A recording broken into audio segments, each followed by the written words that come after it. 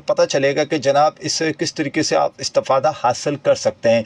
इस इक़दाम का मकसद सूबे में ख़वातीन को दरपेश मुश्किलात में कमी लाना और इन्हें बाख्तियार बनाना है। इसमें कोई शक नहीं है। पिंक बस को भी अगर हम देखते हैं तो उससे भी ख़वातीन को बहुत ज़बरदस्त फैसिलिटेट किया जाता है और ख़ास कर वो जो जॉब पर जाने वाली ख़वातीन हैं उनके लिए एक बड़ी सहूलत है। अच्छा जी, इसमें चूँकि पिंक ईवी स्कूटी स्कीम की एहलियत का म्यार जो है उसके बारे में बात हो रही है, तो इस स्कीम से फ़ायदा उठाने के लिए दरख्वास्त गुज़ार का सिंध का मुस्तकिल शहरी और स्टूडेंट या मुलाजमत पेशा खातून होना लाजमी करार दिया गया है। यानी कि इसका मतलब यह है कि आप अगर सिंध में रहते हैं और किसी भी जगह रहते हैं, किसी भी शहर में रहते हैं, लेकिन सूबा सिंध के परमानेंट एड्रेस आपका होना ज़रूरी है और साथ साथ आप स्टूडेंट्स हैं या फिर आप मुलाजमत करती हैं या फिर अगर आप कोई इस तरीके से कोई और कारोबार इस तरह का करते हैं तो उसके लिए ये आपके लिए बड़ी ज़बरदस्त स्कीम है।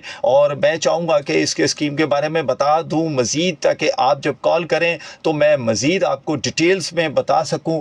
और चूँकि दरख्वास्त गुज़ार के पास मुसद्दक़ा ड्राइविंग लाइसेंस का होना ज़रूरी है, ये ज़हन में रखिएगा कि ड्राइविंग लाइसेंस के बग़ैर आप इस स्कीम में नहीं पहुँच पाएंगे, इस स्कीम से फ़ायदा नहीं हासिल कर पाएंगे। तो इसलिए कोशिश कीजिएगा कि अगर आप इसको अप्लाई करें तो आपके पास ड्राइविंग लाइसेंस होना ज़रूरी है। अगर नहीं है तो फौरी तौर पर इसे अप्लाई कीजिए और आजकल तो ऑनलाइन भी लाइसेंस जो है वो मिल जाते हैं। और इसके बाद अगर ये ड्राइविंग लाइसेंस और सारी और फिर उसके बाद कुरानंदाज़ी होगी और कुरानंदाज़ी के तहत मिलने वाली